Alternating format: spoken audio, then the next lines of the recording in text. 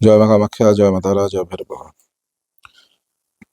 So today I will be making a video on something that is a very integral part of Tara Upasana, and there have been quite a few mails and comments asking about that.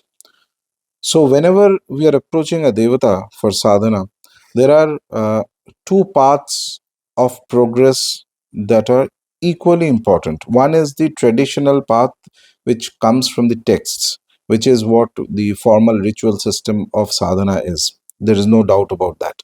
That gives you the broad structure. That is the path that has succeeded for a lot of people over time. That is well tested. You know that this works. So we follow the broad structure that is given there. However, in between, there are many elements of lokachara, which means that a common practice that happens at a particular place, which is also integrated into the sadhana, because they also work. Whether they are written down in text or not is irrelevant. To give a prime example, the iconography of Maa Tara that we find in Tarapith, where Tara is having a child Shiva on a lap. Uh, this is not something you'd find in most of the tantras related to Tara. There is no mention of this iconography almost anywhere. There are the standard iconographies of the three forms of Neela Saraswati, Ugra Tara, Ekajata, but this specific iconography is not mentioned anywhere. It is a unique form that comes only in Tarapith, because the story goes that when Rishi Vasishta was able to succeed in the upasana of Tara through the Panchatattva sadhana of Vamachara in Tarapith, it was originally known as Chandipur. Then the name later got changed to Tarapith because of the prominence of Maa Tara. Uh, it is there that Tara transformed into this form, and a specific imprint of it was there in the Brahma Shila, which is the key, which is the Vigraha actually, on which we have the Rajvesh of Maa Tara kept inside the uh, temple of Tarapith in Bengal. This specific form has a very simple but very deep iconographic resonance. So there is the form of Tara and there is a form of child Shiva whom uh, she is carrying in a lap. Fundamentally, we find that when Shiva was consumed by pain after having drunk halahala, which is the poison of the world, he was so uh, troubled by it. It became so difficult for him that is when Mahamaya transformed into the form of his mother, mother of Shiva, and cured him of the pain. This specific incident is so powerful for an upasaka, and it reflects a very deep but very essential reality of the tantric philosophy of Hinduism, where you find that Shiva is the ultimate soul, the Parama Shiva, but when he comes down into the plane, he becomes Jiva, that same soul. And when he comes down into the earth plane, when he comes down into the world, uh, the condition becomes very difficult, because this is a plane of darkness and ignorance. So there is no knowledge of his own potential of what he really is. And that makes, and because of the currents of karmas, it becomes so difficult that in that condition, the specific Shakti of the divine, of the Mahamaya, who helps an individual to go forward and find a path out of this confusion, chaos, and suffering, that force is known as Tara. We have, as we know, there are three primary forms of Maa Tara in the texts, in the Hindu texts. I'm not talking about the Bauddha texts, whereas Ekajata, which is basically representative of Tara as the ultimate force of sadhana and yoga. So the hair is very important. The tying of the hair into one jata is signifies a very concentrated force of tapasya that is already embodied inside her. Then there is Ugratara. Ugratara's beauty in the Tara, in the Brihat Tantra Sara, we have a very interesting sloka where it describes Ugratara as the force of that Mahavidya, which can liberate an individual even from the most Ugra kind of problems. She always liberates the Upasaka from problems, but in her own way. It will not be gentle, it will not be as per the whims and fancies of the sadhaka. But liberation, yes, 100%. She takes you out of difficult situations and situations which traps an individual into a state of freedom, provided one has the faith and the surrenderance to this force. It is extremely important to have that faith, surrenderance, to understand that what she does is eventually for the good of the Upasaka. And then there is the Neela Saraswati Swarupa of Tara, where she is the ultimate goddess of wisdom, of enlightenment, of transcendental wisdom. There is nothing that she is not aware of. This is different from the normal Saraswati, who gives us the muse, the inspiration to be extremely good in arts, of knowledge. But Neela Saraswati is basically Mahapragya, which is a state beyond the normal consciousness and only comes when somebody has been able to take his own Shakti to a state beyond the rational mind. Not just in one shot. I mean, it's like a transformed mind. So there are two ways of sadhana. One is you cut off the mind completely and you see the soul, the Atman. The other is you transform the mind completely, where through the sadhana, the ordinary ignorant mind becomes transformed into a mind of light, like a vajra. It becomes very strong, adamantine. It has the ability to take information from various sources. It has the ability, without getting disturbed, to process thousands of things and find the truth of a matter. It is a mind so different from the normal mind that even if I were to give a 1 hour lecture on the mind, it will be very difficult for a person to grasp until he or she has experienced that mind. So Neela Saraswati actually transforms the human mind into that state for a capable upasaka. Having said all that, one of the most key aspects of Tara Sadhana, a link that she has, is with Rishi Vasishta, because we believe that it is Vasishta who brought the Tara Vidya into the human fold and gave us the knowledge of what and how to worship Tara, what is the right paddhati of worship of Tara. The same Vasishta, once he kind of established Tara in the pantheon of the Mahavidyas.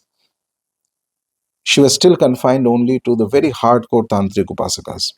They used to go to places, remote places where there are cremation grounds, because Tara is, I mean, the tantras are very clear that the difference between Tara and Kali is insignificantly small, to the extent that it says anybody who differentiates between these two goddesses will end up eventually in Naraka, in the worst of hells.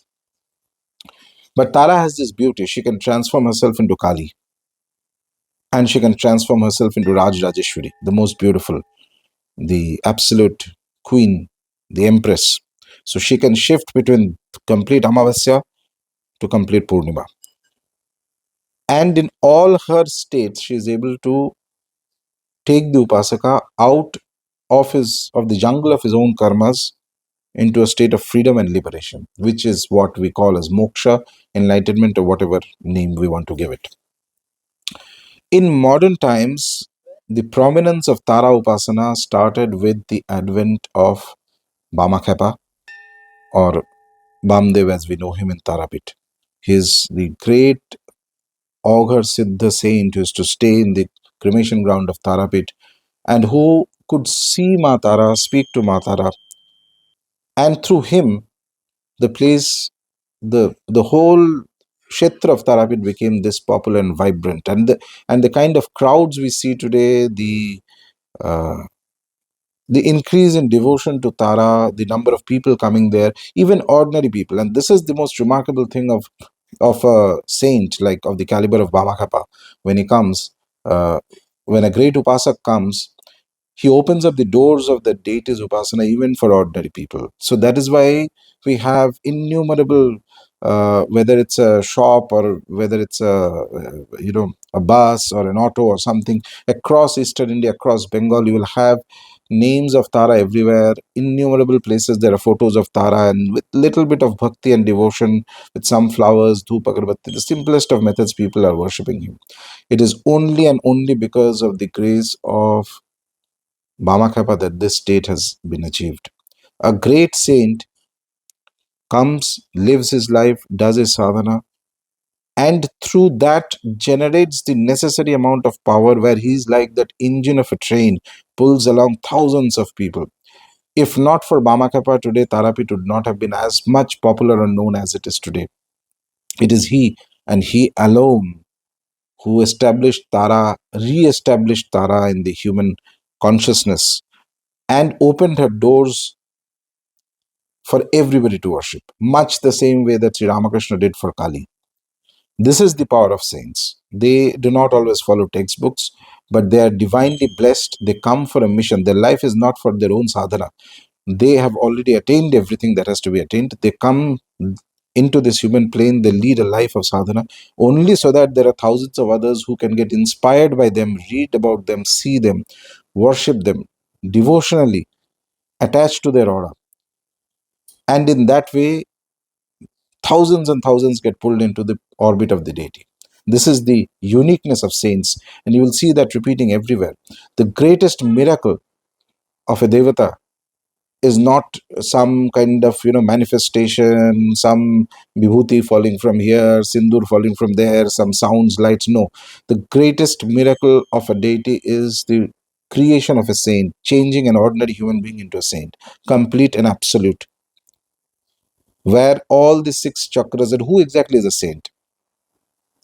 Anybody who has transcended the six chakras, the Shata chakras, and the eight pashas which are already there, inherent in human beings, which tantras talk about.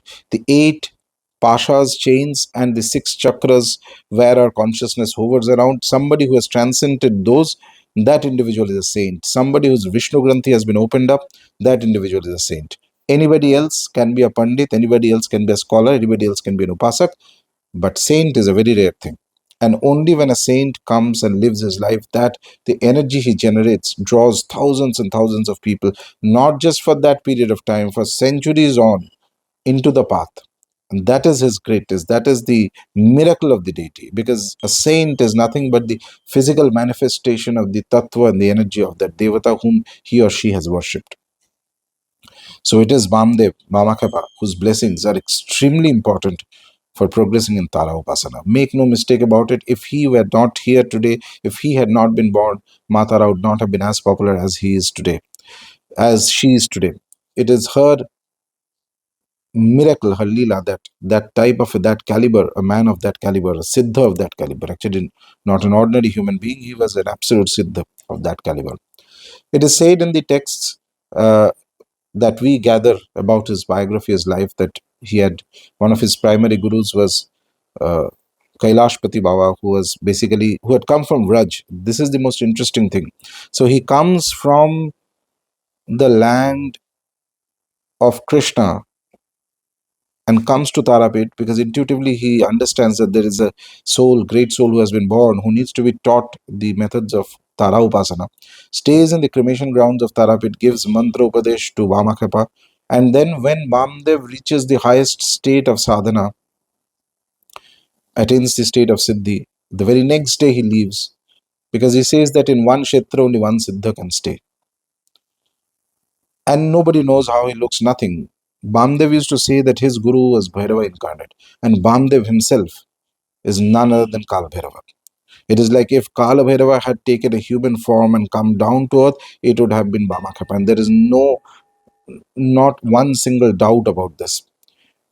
He used to stay all the time in the cremation ground. He used to have his food from a khappar. The way we see that Bhairava carries a kappar, he used to be surrounded by the dogs. And there are innumerable stories of miraculous things that used to happen around him. He was at a state where he could actually all the time see Maa Tara in flesh and blood, the way we see human beings. I myself had at least one occasion where, for one specific, for somebody basically, there was some problem that was going on, and I intuitively realized that some prayers had to be done to Bamdev in the form of Bhairava. So one of my trips to Tarapith at night, I went to the Samadhi of Bamdev. It's just right next in the, when you enter the cremation ground of Tarapith, right hand side you'll find his Samadhi, the small temple of his Samadhi, and then the Padukas, Charan Paduka of Maa Tara are kept. In that Samadhi at night, there was some specific japa of Bhairava I had to do. And the moment I completed the japa at night, I could see few dogs and additionally a few set of nimittas. And in a period of less than 12 hours,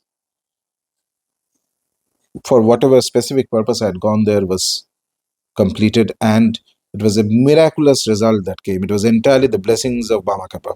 It was entirely the blessings of Bamakhepa, who again to reiterate, is none other than Kal Bhairava in flesh. If anybody wants to ever think of Bhairava, anybody has wants to build a devotional connection to Bhairava, Kala Bhairava, and been doing Kala Bhairava sadhana, you need not look 10 different places. Bamdev, Bamakhepa of Tarapith was Bhairava in flesh, because nobody other than Bhairava, Purna Swarup of Bhairava, has the capacity to establish Tara. Nobody other than the Purna Swarup of Bhairava has the capacity to establish Tara, a goddess that mighty, that powerful, that exotic, because before that, Tara Upasana had to be mostly done in the cremation grounds, into the ordinary consciousness of people, so that even average people can, with devotion, with bhakti, with a basic sense of reverence, attach themselves to Tara, and in doing so can prosper and progress in the path of sadhana. So remember this: if you are worshipping Maa Tara, and if you are doing multiple iterations of the 16 Thursday Upasana of Tara as well as the Vishesh sadhanas, it is very good idea to have some kind of a devotional reverence for Bamakhepa as well. You can keep his photo in your puja space and just very simply offer one flower or one dhoop, etc., and pray to him as Bhairava. That over time brings a lot of blessings and positivity and increases your sadhana tremendously. With this, I'll end the video here. Joy Ma Kamakhya, Joy Ma Tara, Joy Bhairava.